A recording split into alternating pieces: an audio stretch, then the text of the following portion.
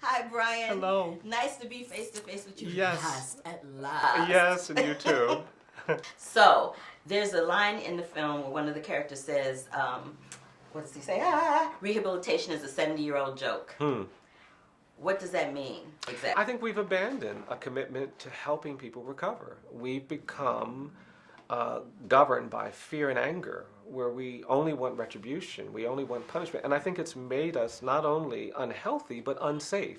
You know, we have high rates of violence in this country because we're not actually responding to the healthcare crisis that we have. We said that people who are drug addicted and drug dependent are criminals. We're going to use the criminal justice system when we should have said those people have a health need and we need our healthcare system to respond. We could actually create safer communities if we were willing to talk about rehabilitation, talk about recovery, talk about treatment, talk about trauma and abuse. But we don't do it because I think we have been distracted by people who say, just be angry, just be afraid. And when you allow fear and anger to shape your politics and your policies, you facilitate injustice. You accept things you shouldn't accept. You tolerate things you shouldn't tolerate. Okay. What is the difference between the very first time you showed up on death row and the most recent time you showed up on death row, your expectations? That's a great question. I think the first time I was so nervous and so anxious and so worried, I just didn't want to mess up.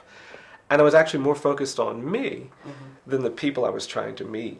Once I got into the room and I heard people talking about their fears, their anxieties, I met people who were literally dying for legal assistance, I realized that this is not about me. And now when I go, I'm trying to prepare for who I'm going to talk to. What are their needs? What are their challenges? I'm trying to anticipate how I can be helpful. Because I know when I end that visit, I'll get to go home. They have to go back to a condemned cell. I've learned to kind of be client-centered in ways that for me has been very, very affirming. Cool. What's the most prominent case that you can talk about that EGI is working on right now? Well, we really want to do something about mental illness and the way that we are not responding fairly to people with severe mental illness. We have about 600,000 people who are disabled, severely disabled in our jails and prisons. We have an Americans with Disabilities Act that we enforce in the private sector. We enforce it in the public sector. The one place where we don't enforce it is the justice sector, and I think that's wrong.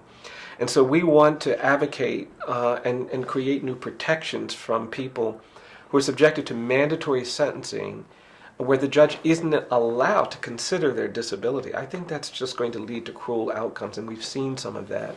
And then the other thing is conditions. We talk a lot about criminal justice reform, but the conditions of imprisonment in this country in many states haven't been this bad for decades. The violence, the abuse, the corruption, it's an epidemic of addiction going on that we have to respond to.